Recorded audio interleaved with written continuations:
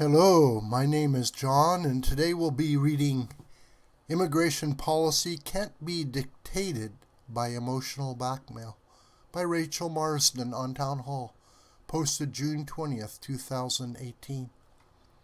Rachel Marsden is a columnist with Human Events magazine and editor-in-chief of Grand Central Political News Syndicate, distributing to over 3,000 newspapers nationwide.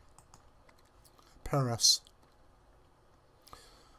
U.S. President Donald Trump is under fire for treating U.S. Mexico border hoppers like lawbreakers, even though they're literally breaking the law.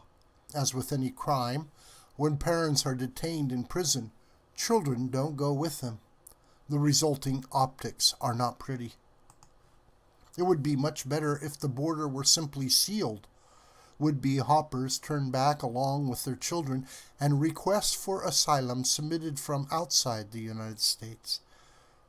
Instead, Trump's critics are using the optics as leverage to attack Trump's attempt to secure the border.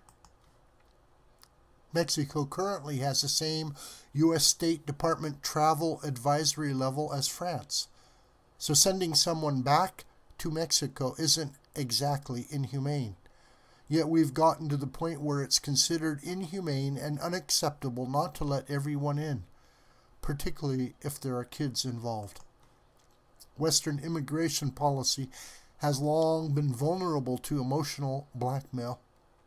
Remember how the image of Assyrian migrant children washed ashore in Turkey became a pretext for demanding that floodgates be opened in Europe and the United States?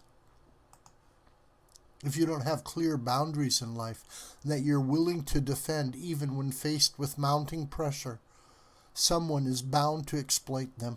A partner, a boss, a human trafficker. What do we call people without defined boundaries in life? Insecure.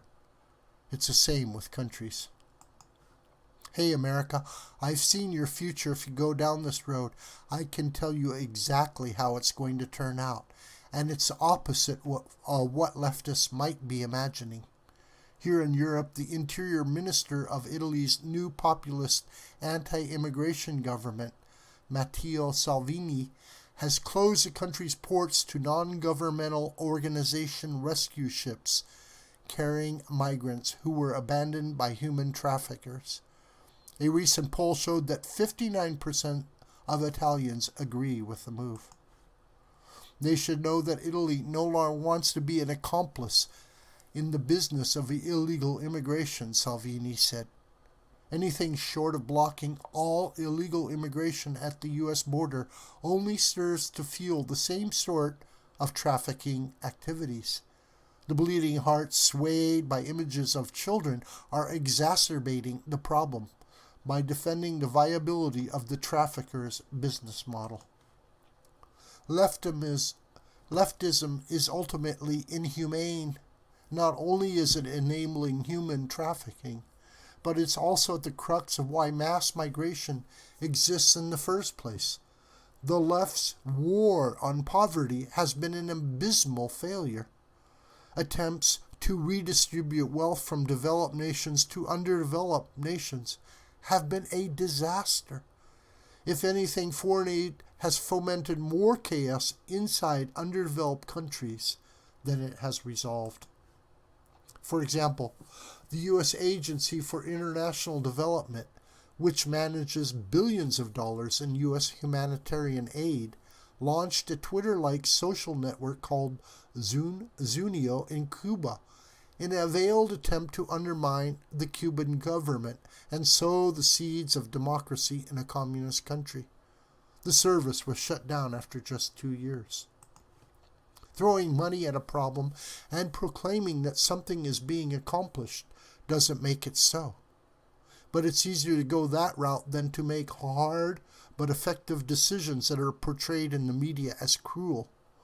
The backlash against the Trump administration for its hardline border policy is something we've already lived through here in Europe.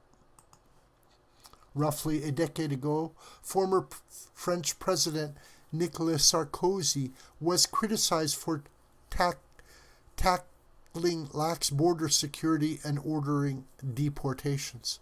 At that point, the French still had the luxury of criticism.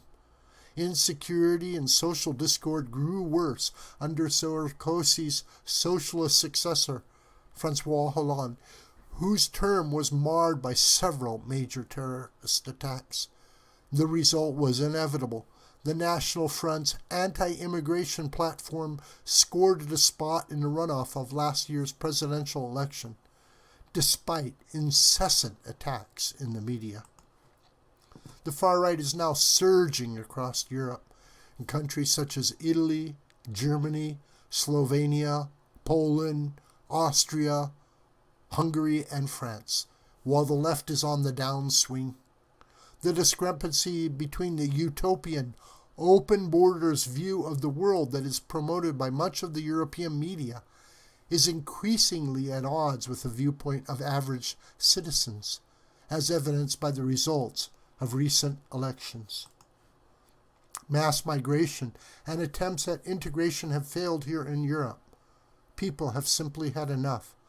They can no longer be manipulated by accusations of heartlessness in the interests of keeping the borders open. As America and Canada now face an onslaught of foreign migrants attempting to enter illegally under humanitarian pretexts, these governments still have the luxury of choosing to close the door before voters make that choice for them. This video is a production of the School of the White Crane, and my name is John Brooker. Thank you very much for watching, and please share this video on social media and with your family and friends.